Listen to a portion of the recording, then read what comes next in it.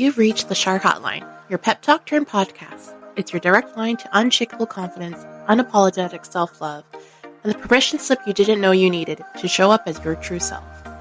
This is your safe space for a whole lot of heart, honesty, humor, and healing. I'm your host, Shar, a self-love and confidence coach, your compassionately candid hype woman and a woman of color on a mission to help you ditch the BS, cultural conditioning, your own self-doubt, or what society or your family says you should be. Together, we'll figure out what it means to embrace your true self, get out of your own way, set boundaries, and live a fulfilling life on your terms. Whether you're a recovering perfectionist, overcoming people-pleasing, here for the listeners' questions, or getting some actual tools, join me to feel seen, heard, and empowered. Tune on in and learn to love yourself first, always. You've reached the Shar Hotline, your pep talk turned podcast. It's your direct line to unshakable confidence, unapologetic self-love, and the permission slip you didn't know you needed to show up as your true self. This is your safe space for a whole lot of heart, honesty, humor, and healing. I'm your host, Shar, a self-love and confidence coach, your compassionately candid hype woman and a woman of color on a mission to help you ditch the BS, cultural conditioning, your own self-doubt, or what society or your family says you should be. Together, we'll figure out what it means to embrace your true self, get out of your own way, set boundaries, and live a fulfilling life on your terms. Whether you're a recovering perfectionist, overcoming people-pleasing, here for the listeners' questions, or getting some actual tools, join me to feel seen, heard, and empowered. Tune on in and learn to love yourself first, always. Before we dive in, I want to acknowledge that this conversation might be triggering for some, so please take care of yourself. Pause if you need to, come back when you're ready, listen with a friend if you have to. You're healing, your timeline. But if you're here with me, let's get into it. Today, I really felt called to just go there, talk about my trauma, but more importantly, my triumph, my resiliency, and how I turned some serious pain into some next level power, and power that I'm now working tirelessly to help others and to share my story more loudly and take up space. Because, here's the deal. My story could have ended in silence, but instead I chose to reclaim my voice and my life and my damn power. Obviously this is a heavy one and a very deeply personal one, and that's why I've chosen to only do audio. So yeah, if you've ever felt broken, stuck, and if you are unfortunately a trauma survivor, like your trauma has defined you, this one is for you. And I want you to hear this. Your trauma does not define you. I really felt called to the song. It's not even a song. I think it's the Stripped album intro track for Christina Aguilera. I'm going to read the lyrics because it just really called it to me. And you know what? This has been on like my power songs playlist forever, since my trauma probably, or since this track or this album came out. So it goes, it's really cheeky too. And it's waited a long time for this. Feels right now. Allow me to introduce myself. Want you to come a little closer. I'd like you to get to know me a little bit better. Meet the real me. Sorry you can't define me. Sorry I break the mold. Sorry that I speak my mind. Sorry don't do what I'm told. Sorry if I don't fake it. Sorry I come too real. I will never hide what I really feel. And I wanted to also lead with, I had this conversation with, I like to say a soul sister of mine, and a colleague and trusted friend. And we were talking about, the current state of the world and North America. My friend lives in the States. I'm Canadian. And we were talking about how sometimes things need to crash and burn to start anew. And that neither of us were really down in the dumps in the doom and gloom. And I loved this perspective. They were saying how there are prescribed fires in the Rocky Mountains in Denver, and I think other places do this too. And I had to look this up because I didn't know about this. Prescribed fires are like controlled fires that the firefighters or the people start to reduce debris and fuels that could cause unplanned, even more catastrophic fires. And then led us to discussing, similarly to the metaphor phoenix rising from the ashes. And what came up for me was, yes, maybe things need to crash and burn, to start anew and build anew, as disastrous and unfortunate that might be in the moment. But it made me think that maybe we need that contrast. Maybe the world, and especially people who previously were unaware or neutral or just didn't care, they need to see the contrast to give a damn. They need to see the shit that's happening to then see and care and put skin in the game and to help build a new world where we can all care, and a world that's we care about equity and inclusion for all, not just some or not just themselves. But anyhow, I digress onto my social justice DEI soapbox, but it also is relevant in this story and as individuals on our own healing journeys. One of the biggest things I've learned from sharing my story,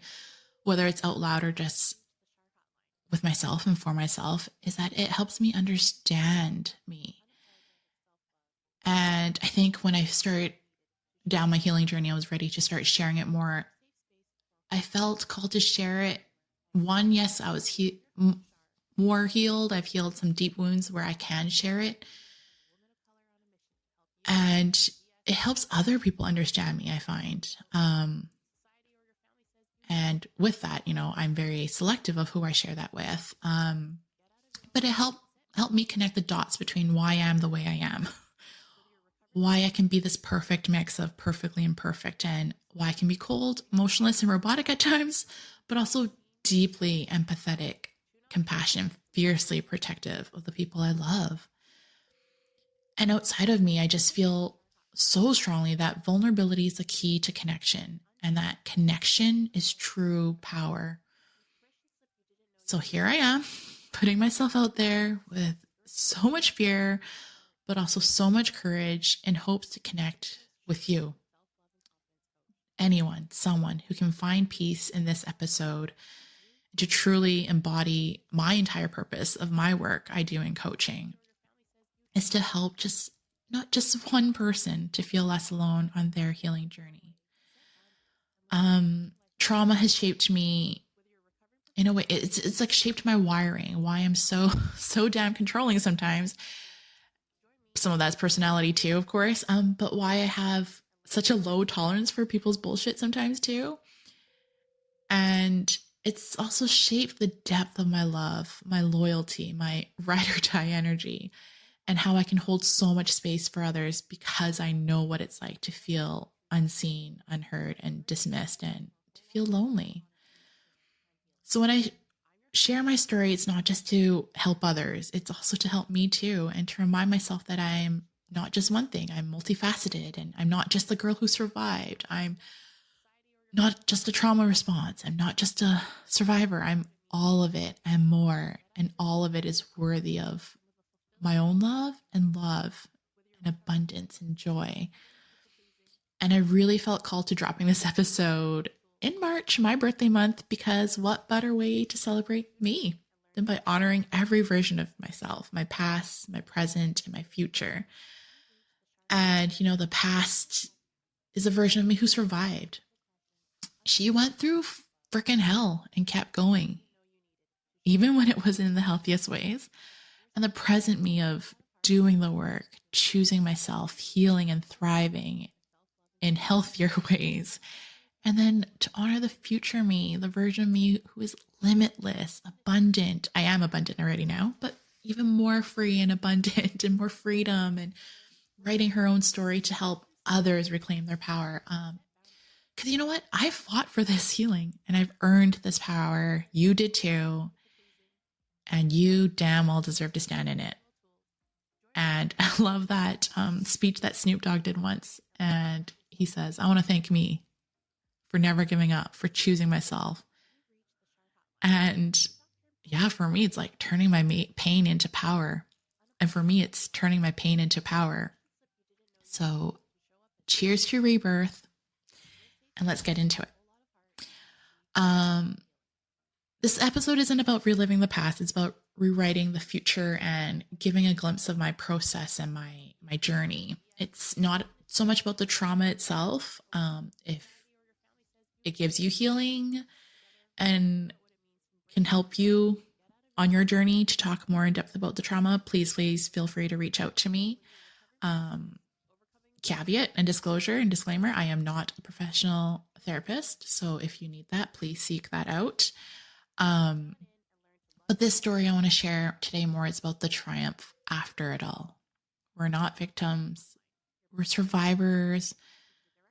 But I feel like more than just saying survivors, we're warriors. I'm a warrior, and I love the term wounded warrior, but they're just battle scars and they're a part of me. So let's talk about the moment that changed me.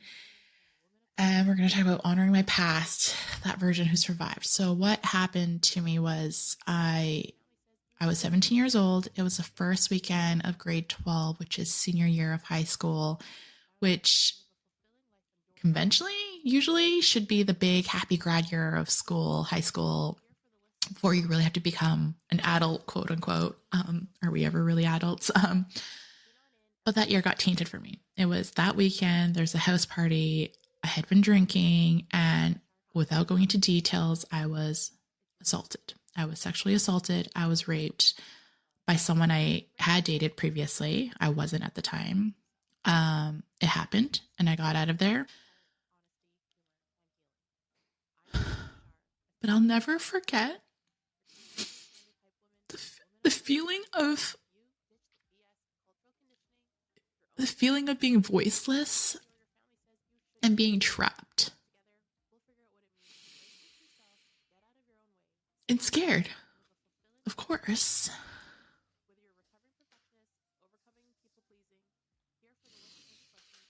Full disclosure, after the trauma happened, I also didn't cry for many, many years.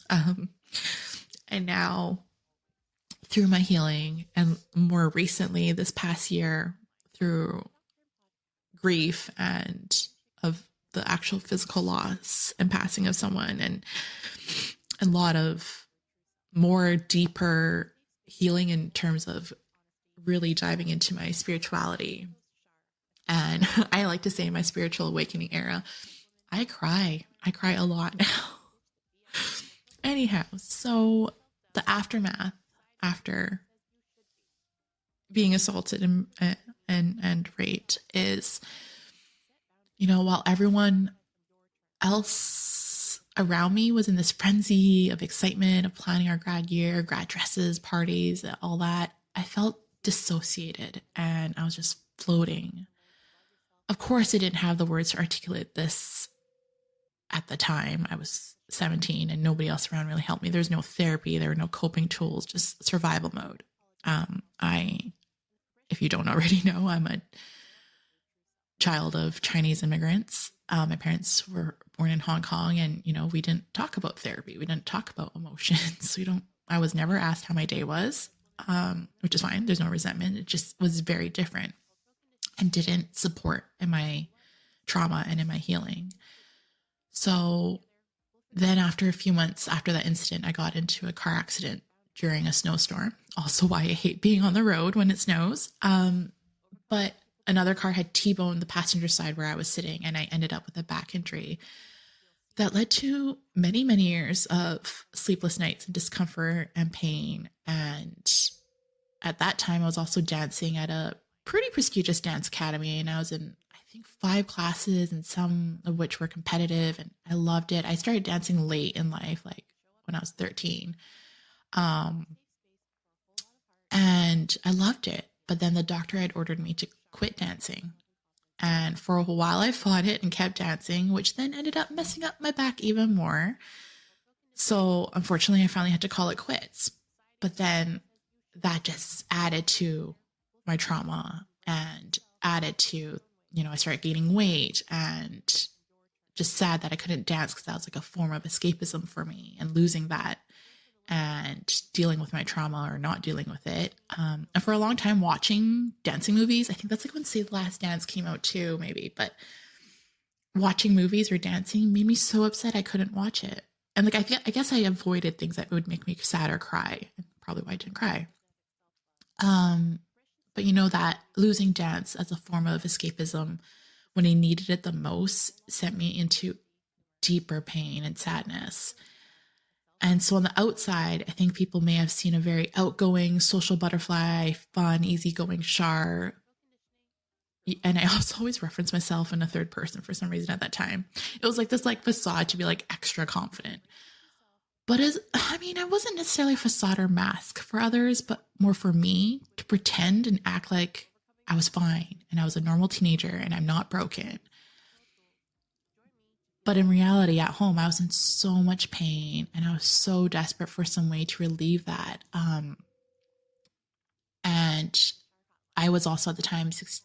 I like moved and lived with my grandma. I moved away from my parents. It was just a block away, but I was living with my grandma to kind of just help keep an eye on her after she had a stroke. But that didn't help either because then I was out of the eyes of my siblings and my parents. And yeah, to relieve that pain, not having the words or resources at the time, I started to engage in self-harm. There was never an intention to take my own life or anything, but it was simply to release something. Again, I didn't know much about therapy and what resources were available. You know, you don't know what you don't know. So anyhow, I needed to try to escape. And I know I tried to escape that through drinking and partying and very unhealthy, bad relationships. And once I graduated, essentially ran away and moved away for university. And I thought that distance could be some form of healing. It wasn't. I just wanted to be away from people who knew me. And I wanted to also avoid bumping into my attacker. And at that time, I would say I thought I was weak. I thought this was my life sentence to live like this forever in this darkness. But what I know now is that girl wasn't weak. She was just surviving the only way she knew how. And I honor her for that. Now, in retrospect, I can. And so now moving from that survival mode, from surviving to thriving, I want to talk about that healing process and what that really looked like. And please remember, I also want to remind everyone, like, it's okay to not be okay. And I think we forget that a lot of times you try to just, like I did, was try to mask it and just be like, I'm fine. Healing is very, very personal, and everyone's journey looks different and is going to look different. So you need to look at it and choose what is right for you. And so when I talk about my healing journey, please keep that in mind. And also, healing is not linear. It's an ongoing process. And I think the best metaphors that often come to mind are metaphors or symbols are two things. One is this Swedish melon. It's an arrow in the shape of an infinity loop. And I've been meaning to get a tattoo of this one day, as well as with the next symbol I'll talk about. It means this arrow in an infinity loop means that setbacks are a natural part of moving forward. And the other symbol is the lotus flower. It's a symbol of strength, resilience, and rebirth. Culturally, it's a big symbol in the Chinese culture and in the spiritual world, so I love it. The lotus itself, like not just a metaphor, in reality, it rises above and grows and blossoms from muddy waters to bloom into something so beautiful. And it symbolizes the human spirit's capacity to overcome challenges and hardships. And for me, it's such a powerful reminder of how beauty can emerge from difficult circumstances. It's in my company logo for a reason, and in many other spiritual holistic healing logos. So my journey of healing, I think there were two breaking points I would say that come to mind. The first one is after a messy breakup of someone I was with, like on and off for 5 years, not healthy, obviously, because I had not done any inner work or healing work, was a vivid flashback. And all I remember is ending up sobbing in like fetal position, feeling the weight of everything I had buried all these years. This breaking point happened, I would say, 6 years after my assault. And I just remember being on the floor of my bedroom and just crying and sobbing. And that was a moment I realized this pain is still inside of me. It wasn't about this breakup, it wasn't about this dude. It was my pain. And thankfully, around that same time, I started my first full-time adult job and so thankful that I had access to therapy covered under my own insurance, my own plan, because I wouldn't even imagine asking my Chinese immigrant parents to sign up and pay for me to go to therapy. But therapy and some community, learning to process what happens, starting to tell some people because now I'm a little older at this point, and learning more concepts and vocabulary to help support me on my healing journey. So therapy started, but I had a long way to go. And like I said, healing is an ongoing journey. And so the second breaking point that comes to mind was a couple years after that.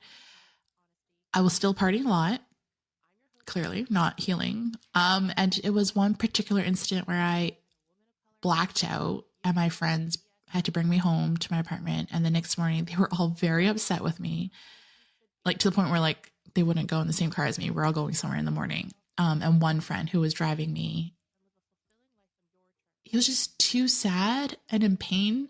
I don't know what happened still to this day, but I just remember seeing him and feeling so much sadness and pain on him. And he couldn't bring himself to tell me what had happened. But in the car, he's just driving and couldn't even look at me. And I'm in the passenger seat. And he's like, all I'll say is there's so much that's happening with you that I never knew. And all I learned last night is that you need to ask for help. He's like, I don't want to go into it. He's like, but you need to learn to ask for help, whether it's me or anyone else. You need to learn to ask for help. You need to get help. And I remember that. And then we just sat the rest of the drive in silence and crying. So that was my point was, okay, I need to ask for help or more help than just therapy. And so what it's looked like for me is a lot of talk therapy, which was a good starting point, but I felt like I only did so much. And it was, I think coaching and then all these other things that help. And, I would go into like grounding techniques and learning holistic approaches that are beyond the conventional talk therapy. More tangibly, for what I can share of what I've learned is letting go of shame. What happened to me doesn't define me. Releasing that shame,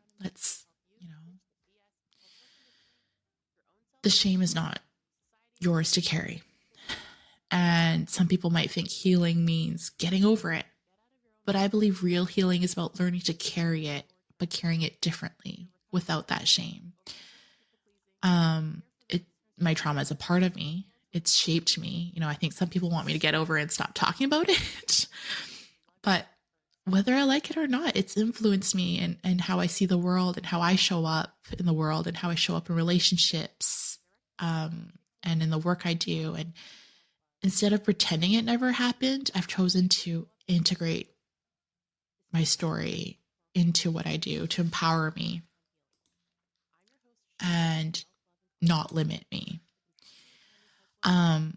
The idea that we're supposed to just get over it is outdated. Some people think healing means never looking back, but to me, at least, and you choose what's right for you, real healing means honoring every version of myself, including the girl who went through hell. But she also fucking survived it and came up more compassionate, not letting that trauma enable her to be mean and cruel and doom and gloom of the world, that the world sucks. Shit happens. And healing is about choosing between forgetting or suffering. I think you can hold both. And it's about transforming. It's, for me, I've transformed my pain into a power for me and a power to share and help others. And I've transformed my wounds into wisdom. And I refuse to be ashamed of that and let anyone tell me otherwise. And the truth is, like, I don't wake up every day stuck in my trauma and reliving it, but I do wake up every day carrying that wisdom that it gave me. And I literally have had people ask me, like, are you going to hang on to your trauma forever? Bitch, please. Yes. Because it's not something I need to get rid of. It's, it's healing, and it's not about forgetting about it. It's about transforming it. And so with that, I like the thought of flipping that narrative. It's that trauma is my trauma, using my trauma as a teacher and not a life sentence. I don't want to wake up every day stuck in my trauma, but yeah, like I said, it really helps me I carry that wisdom and the resilience and empathy and boundaries and self-love that I've learned from this. And those things don't exist in me despite my trauma. They exist in me because of it. Yeah. So I'd say recognizing the PTSD symptoms also help me in my healing journey. It's, hyperindependence as a survival mechanism, years of numbness until a therapist told me to cry. And drinking obviously was a symptom of PTSD that led to a lot of physical and medical consequences. I had stomach issues. I've had ER visits. I got so drunk, I smashed my face open and had to go to the ER. That was a very low point. Control. I like driving myself everywhere. I don't like taking transit, feeling I have no escape route. I have a very big don't trust anybody motto that I live by, because I always feel like I have to take things into my own hands to protect myself. So I think recognizing your PTSD symptoms is a big part of the healing journey, and what that tangibly looks like as an example, and making a choice for yourself what you can change and work with you and not against you. Like the hyper independence part is a big part of being in a healthy relationship, learning to trust others, friends, and romantic relationships is a big one. So just making that discernment for yourself and what feels right. Another one is on my healing journey, and what that looks like is facing my triggers and knowing your triggers, and if needed, to limit your triggering content. So, for a long time, I really struggled to hug male friends who resembled my attacker. Movies with vivid sexual assault, violent scenes are definitely very hard. And I used to hide it and try to just like be normal. I don't know how anyone can watch that shit. But then now I'm more vocal about it. I'll tell people. And my partner now has found a website where he can do like a check. Because unfortunately, some movies don't provide a good content warning. And so he does a check to make sure it's something that might be okay for us to watch. And I think for me also, one thing is safety. One big thing about learning my healing journey is safety, and how to create that for myself, within myself, and not seeking it, running away for university, or physically, geographically being somewhere or with someone that can't create that safety for me.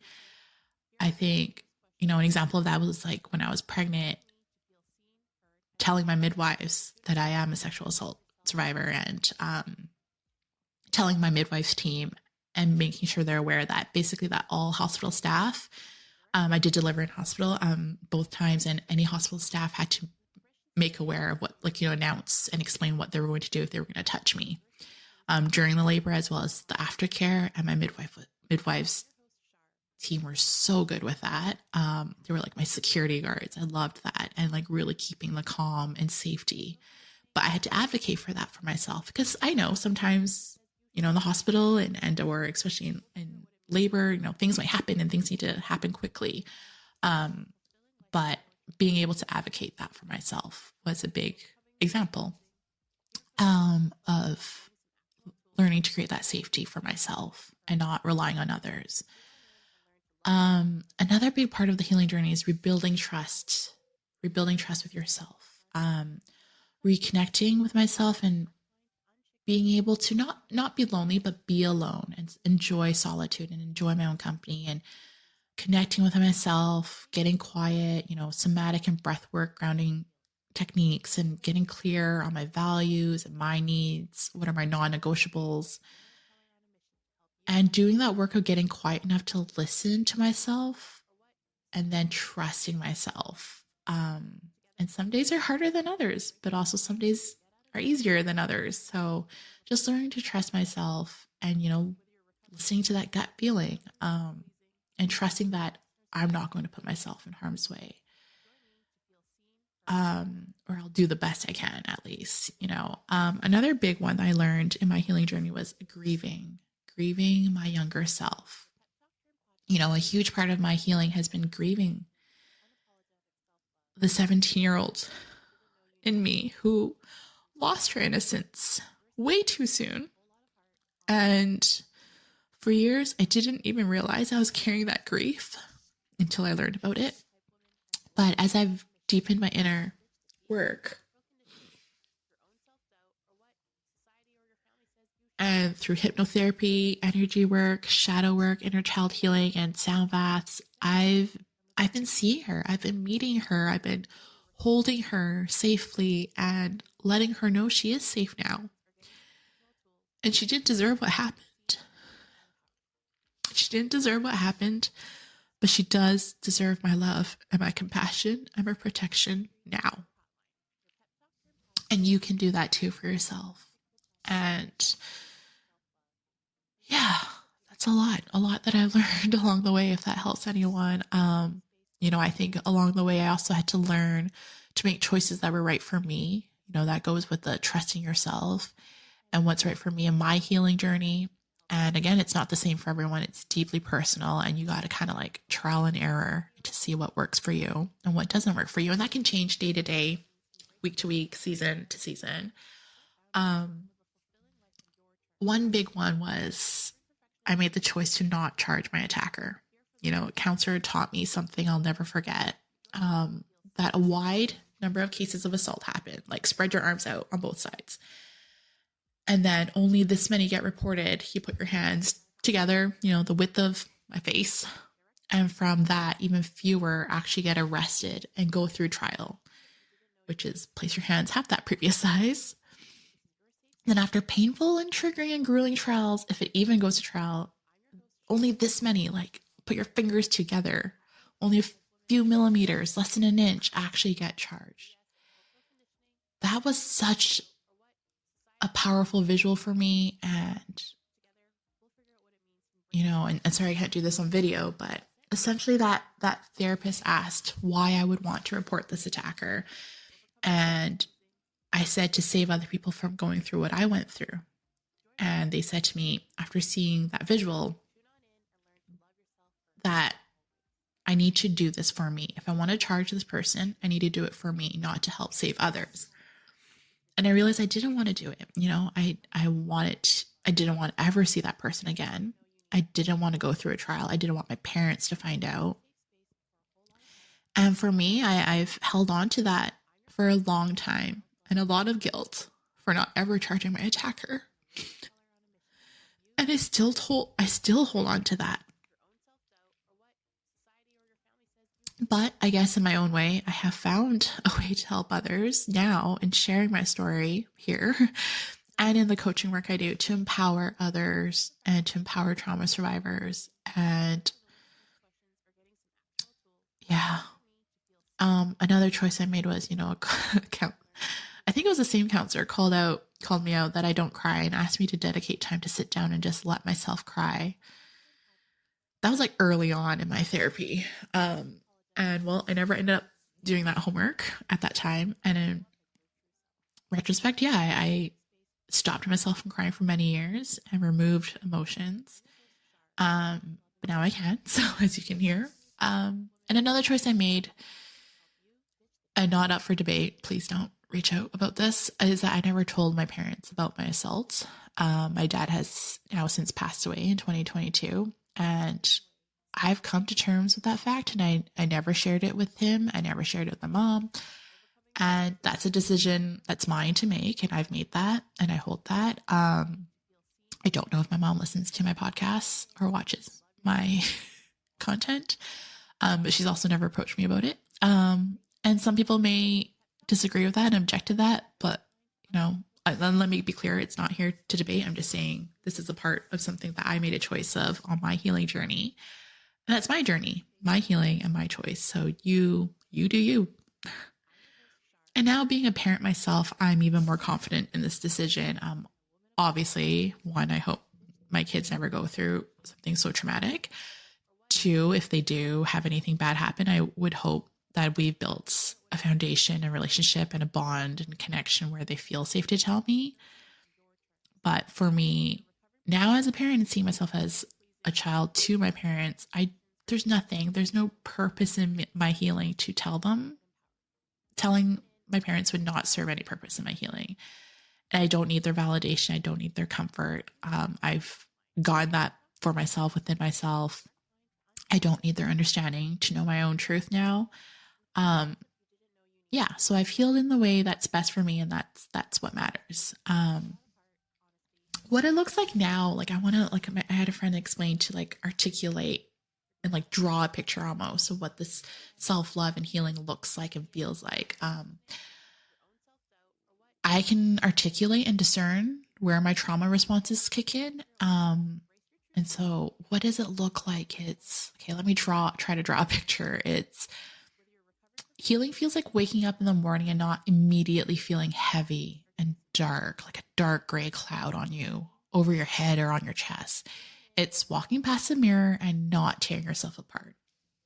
But instead you're maybe like giving yourself a little smirk, a wink, or even just a little nod, like, yeah, I'm here. I made it. It's feeling safe in your own body again, being able to breathe deeply and not short, anxious breaths, and to feel grounded, to know that you belong to yourself and that you are safe. I think pre-healing, it just felt, dark and heavy, lonely, very lonely. I remember staring at my walls and feeling viscerally the meaning of these empty four walls. I always felt lonely everywhere I went, even though I was on the outside, like a social butterfly and constantly surrounded by people. And that's another, healing PTSD symptom. I always try to surround myself with people and fill the void, whether it's a drink or people. And what it looks like now is, self-love looks like choosing yourself every single damn day. It's knowing when to rest instead of punishing yourself for needing a break. It's feeding your body with things that feel nourishing, whether that's a good meal, a walk in nature, or a dance party, or just doing things. You deserve joy. It's being okay to take up space. It's saying no without guilt. It's setting boundaries. And it feels so freeing. It feels light. It feels peaceful. That's what it feels like now. I didn't feel light or peace, and I didn't feel free. I'm no longer shackled to the versions of myself that was just trying to survive. And I just feel like I'm standing in that sunlight after years of being in the shadows. It also looks like trusting yourself, your voice, your intuition, your decisions without questioning whether you're too much or not enough or broken or not. But here's the thing. When you love yourself like this and you heal yourself, it shows and you show up. It changes how you move, how you speak, how you take up space. You stand a little taller. You speak a little louder, and how you show up in the world, how you walk into a room. But not everyone will like it. Some people will look at you standing in your worth and resent it. They'll call it arrogance because they've never felt that confidence before. They'll see your peace and think it's an attack on their own chaos. They'll see your self-assurance and mistake it for being bitchy. I've been called a bitch. You be the judge when you are going to show up, and you be the judge of knowing when you're showing up and leading with kindness and compassion and confidence. But you can also judge when you're being unkind and arrogant. For me, it's knowing my truth and I'm acting with integrity, humility, and kindness. But also I'm able to hold space with compassion for those who want to tear me down. But I hold that compassion from afar, and that's a boundary. Because, I got to protect my inner peace that I've done the work to earn. And remember, hurt people, and healed people heal others. So that also means that the right people, the ones who get it, the ones who see you, will start showing up, and you'll call them in. You know, the people who aren't intimidated by your power and your confidence, but inspired by it. The ones who match your energy instead of trying to like dim your light. You know, it's the healing and self-love isn't just about you. It shifts your entire world and who you call in. You know, that safe space you create for relationships and opportunities and joy that you actually deserve will just all show up. And yeah, when you start loving yourself, let me tell you this, life rises to meet you where you're at. And I think for me, that's the most powerful shift in my own life, in my own experience, in my journey, but also seeing it in the shift and the transformation in the people I have the beautiful privilege to work with. And I went on a whole long rant there, but reclaiming my power in the present means I am not broken. I am more than my trauma. You are more than what's happened to you. And learning to set those boundaries and saying no without guilt and letting go of shame and grieving what you need to grieve. And yeah, reclaim your power in the ways that feel right to you. You know, I don't feel like I'm hiding anymore, and I don't feel scared. And I get to carry that with me. I'm going to start wrapping it up because I feel like I've talked for a long time. But how I turned my pain into power, there was a big defining moment, was the future me is a version of me that's thriving. And I'm like on my way there.